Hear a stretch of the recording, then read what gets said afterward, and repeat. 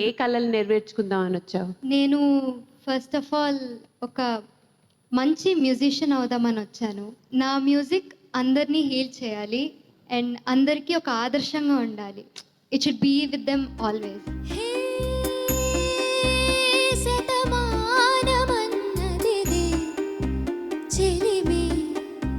చిన్ని చిన్నారి ఆశలు గిల్లే వంకదా బిల్లి వలపులు జల్లే కొత్త వయ్యారం వచ్చింది